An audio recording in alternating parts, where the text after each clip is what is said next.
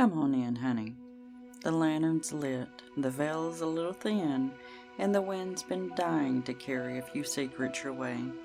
Welcome to Raven's Ramblings, where the shadows walk beside us, and the past never stays buried, and a good spell can speak louder than a sermon. I'm Raven Nightingale, part healer, part hellraiser, keeper of the old ways and ghost stories alike. So pull up a chair, listen close. You never know what might be whispering in the dark. Hello, my sun-soaked witches and radiant soul flares. Welcome back to Raven's Ramblings, the podcast where we're following the turn of the seasons one magical moment at a time. I'm Raven, and today we're going to go over the golden fire of Litha, the summer solstice, when the sun is at its peak and the days are long and your magic is strong. So pour yourself a glass of sun tea, grab some fresh herbs, and let's dive into the high noon of the wheel of the year. And I personally will be drinking my coffee. Well, it's like 3 a.m. So, all right, what is Litha? Litha is the mark of the longest day and the shortest night of the year. The sun god is at the height of his power, and he is pouring his energy into the earth. So the earth is alive and buzzing and blooming and bursting with power. The crops are all growing tall. Flowers are blooming in full color, and nature is radiant with abundance right now. This Sabbath is a celebration of light and power and life, but also a moment of balance, because from this point forward through the year, the days are going to start to shorten. Okay, so, and we may not even notice it for a few weeks, but yeah, the sun is going to start setting a little bit earlier every day, which reminds us of the ever-turning cycle for the wheel of the year.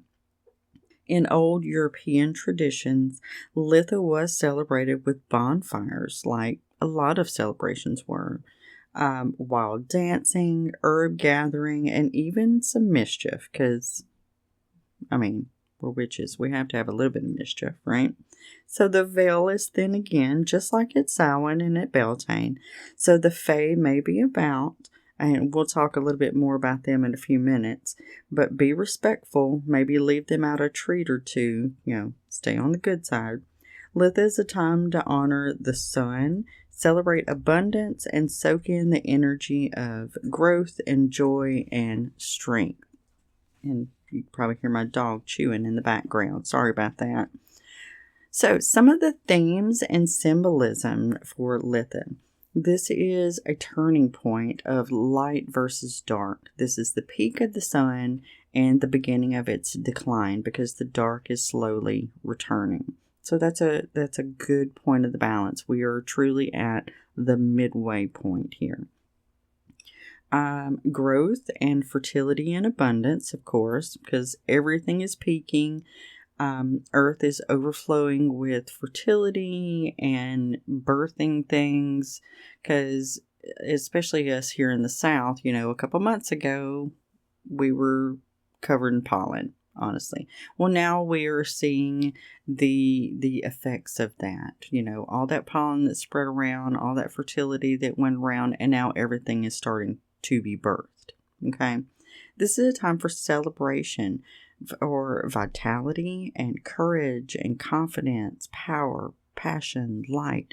All of those things are things that we're holding on to and feeling at this time of year.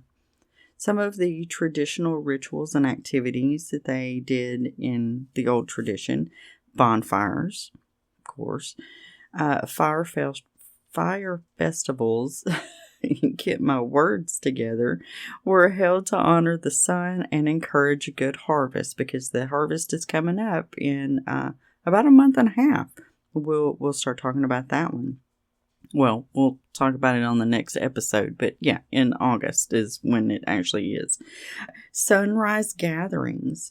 That is extremely important, and it it shows the actual turning of the wheel, seeing that sun come up. It's very powerful. So greeting the sun at dawn is a very powerful Litha tradition.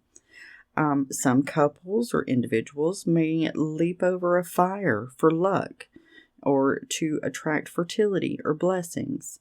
Now, as we talked about at the Beltane stuff, let's practice fire safety. Let's not be jumping over giant bonfires, especially if there's no one around with a fire extinguisher, okay? Fire safety people, jump over a small candle or something. Let's be smart about this. This is also a great time to do some offerings for the nature spirits or the Fae, because it's a time when the veil is thin. So with that sun being, and we're going to talk about the Fae stuff now. Yeah, I'm a little scattered tonight. Y'all going to bear with me.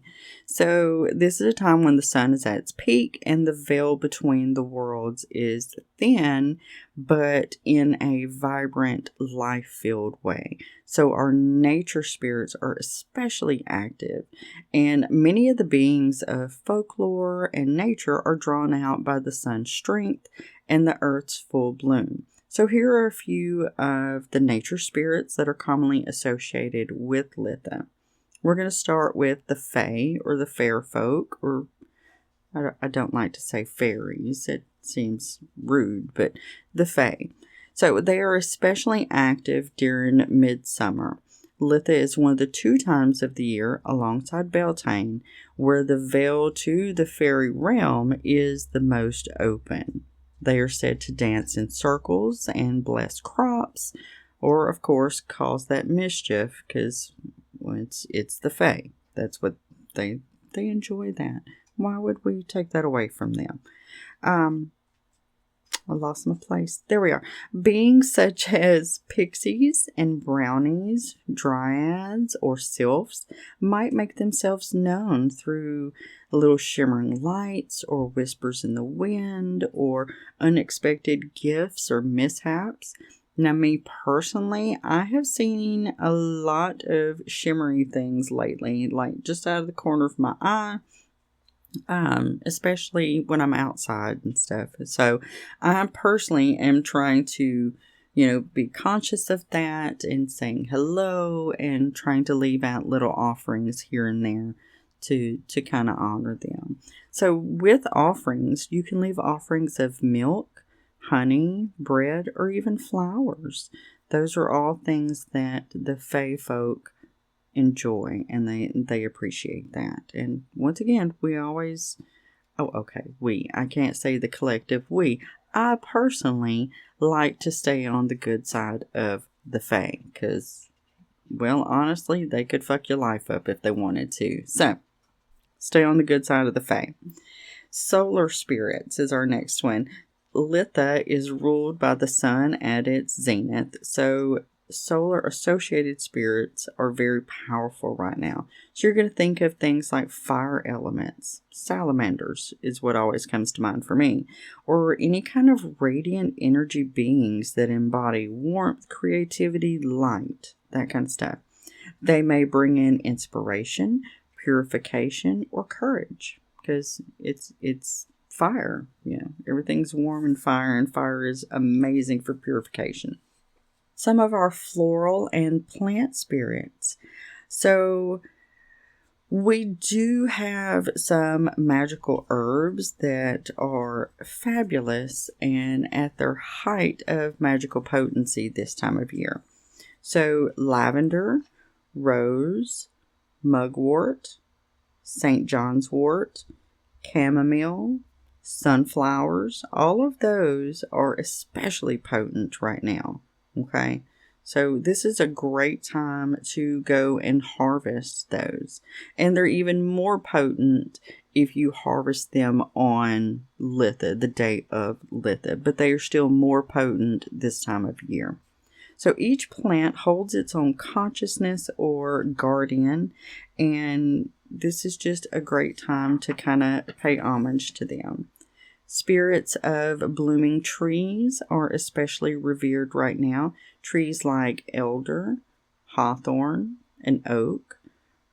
I mean, this is the Oak King's time. So, or the end of his time, I guess is really what I mean. So the Forest Guardians, which it has our Oak King in, this is where the Oak King and the Holly King, in modern paganism anyway, the Oak King and the Holly King have their battle right now. And then the Holly King defeats the Oak King, which of course makes the days grow shorter. Right? Because the Oak King is the ruler of the waxing light, and the Holly King is the ruler of the waning light. Waning? I like waning.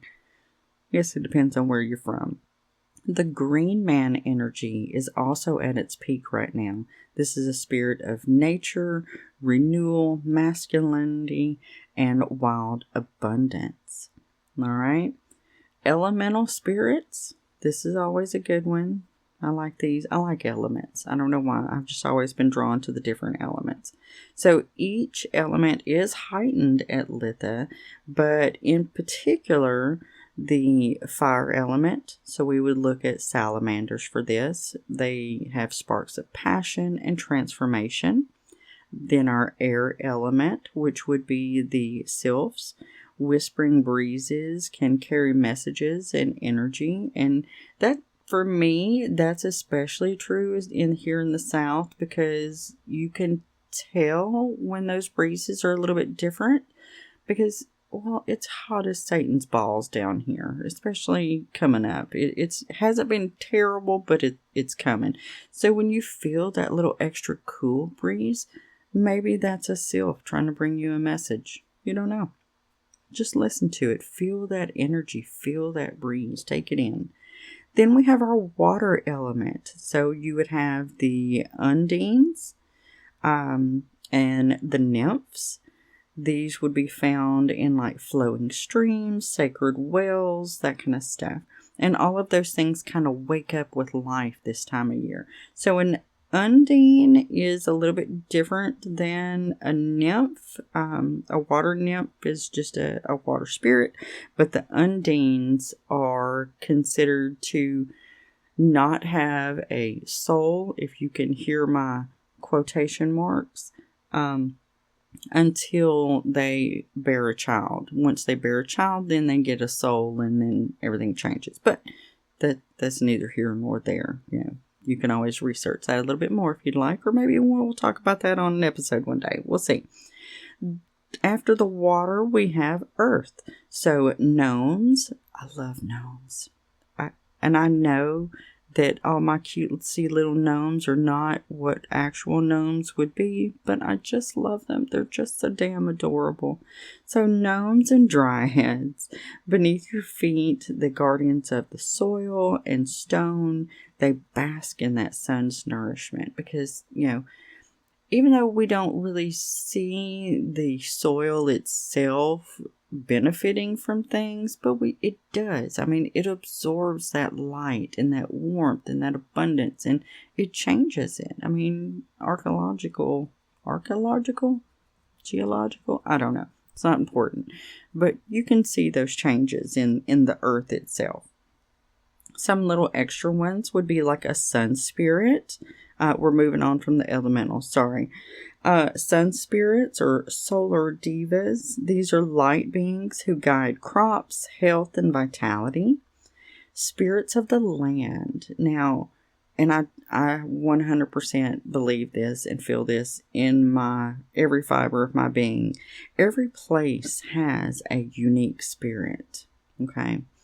And you can kind of feel that, feel that energy when you go somewhere new, if it just feels super welcoming, or even if it doesn't, it just feels like, I just don't feel right here. That could be that place's spirit, and those things are absorb the energies from around them depending on what happened in that area. But all places have some type of unique spirit or feeling or energy. Animal spirits, especially this time of year. Butterflies, bees, deer, foxes, and birds like the wrens and the robins, they can act as messengers or carriers of seasonal wisdom. Now, I don't know about y'all's house, but at my house, the robins, I swear they're almost as big as the cat. And I don't think the cat has gotten brave enough to try to fight with one yet, just because they are so big. And it's always fun when my wife goes out and mows the grass. And, of course, that wakes up all the little bugs and stuff. And then they all just flock in. And I love it. I love to stand at my kitchen window and watch that. So much fun. Apparently, I'm 80 years old because I like to bird watch all of a sudden. I'm not sure when that happened. But I'm very scattered tonight, guys. Sorry about that. Or not. Maybe you enjoy listening to me ramble on about craziness because you're having a bad day and just needed something to laugh about. Who knows? So, where was I? If you wish to connect, Lilith, good heavens, see? Litha is a wonderful time to leave natural offerings outdoors, meditate in the sun or forest, create a fairy altar or a solar shrine. Go outside and at dawn or at twilight and just listen to the land. And just feel that. Just sit down somewhere, close your eyes, and just breathe deep and just feel that space. It's absolutely amazing. It's one of my favorite things to do. It's really hard to do in this heat, but I love it. I absolutely love it. Some of the ways to celebrate. You can make a solar charm with different sun-colored ribbons and symbols of fire. You know, even if it's something as simple as a picture of a fire and you color it and decorate it and, you know, whatever makes you feel right. I have a little small phoenix charm that I see as my solar charm because of the fire and stuff, but neither here nor there. Whatever makes you happy. You can do a sunrise or sunset ritual. So welcome that rising sun or honor the setting sun with some meditation, some gratitude, or some fire magic. If you're doing it in the morning, if you are opposite of me and work during the day, you know, speak your power into that day when the sun is coming up. It's that manifesting. We're constantly manifesting good things and what we're wanting for our lives. Do that at dawn. It's great. Decorate your altar with seasonal items like sunflowers, citrus, oak branches, or crystals. Y'all know I love me some crystals. I love my crystals. I also love sunflowers, but my wife hates them, so I don't have a lot of sunflower stuff. I may have to sneak some into my altar room here just so I can have some. Citrus, I mean, that's anything. Any kind of orange or even just orange spray or whatever. Some people, I don't like it because it's too much for my sinuses, but some people put citrus in their mop water and mop their home with that, and it just brings that fiery, you know, not spring, summer type smells and stuff. I love it. You could host a feast outdoors to honor the earth's abundance. Some people can do that probably up in the north where it's not as hot and the mosquitoes aren't the size of pterodactyls, but that's a little harder to do down here in the south. You could do a gratitude ritual for the blessings in your life and the growth that's occurring. You can charge your crystals or your tools in the sunlight. That's right. You can use the sun to charge your stuff. Maybe you feel more connected to the sun. The sun is a more masculine energy and the moon is a more feminine energy. So maybe you're feeling more masculine that day and you want to charge your stuff in the sun. Do it. Do it. You can set intentions for what you want to harvest, whether that be physically or spiritually later in the year. It doesn't have to be a harvest of crops, you know, if you can hear my bunny ear quotation marks. You could be wanting to harvest a better job or, you know, things like that. Set those intentions. Candle magic. Now, y'all know I love my candle. I have a candle going right now for a specific spell. So you can light a candle, charge it with your strength, confidence, or creative energy. Burn herbs like rosemary or lavender for an added intention. It's a great time of year for, well, honestly, any time's a great time of year for candle magic, but, to each their own. Create a solar water elixir. I have not done this, but I read about it, and I think I actually want to try it. Place a jar of water with crystals or herbs out in the sun to charge it, and then you can use that later in spell work or in your bath or as an energy spray. Like if you're just needing that uplifting warmth spray, that warmth feeling, and just want to kind of wake everything up a little bit, do something like a solar water elixir. Okay? What's another thing we can do? Dance. Everybody loves to dance. Even those of us that can't dance, just jump around. Just jump around. Have a good time. Isn't that a song? Yeah, but not the point. Jump around. Have, just that release of energy is absolutely amazing. You can feast and celebrate. Seriously, this is a Sabbath of joy. So wear something fiery, cook something rich and delicious, and then honor the abundance around you. Because even those of us that don't have the abundance of material things, there are still abundances to be thankful for and ways to set intentions and manifest those other things. Okay? Because even when I was at my absolute lowest, I never stopped trying to manifest better. Does that make sense? Yeah, maybe not. Who knows? It's 3 a.m, so who knows? So some spiritual meanings. Litha invites you to stand in your full power. Stand there. Own that. Embrace your personal light. Honor your journey of growth. All right?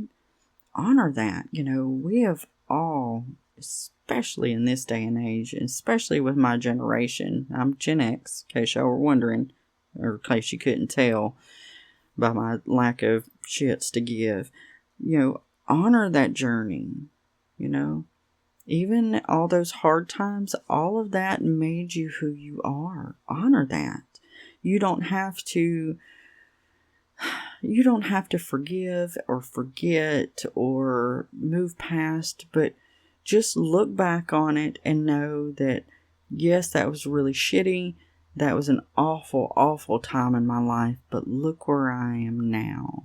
And look where I could be if I keep going the way I'm going.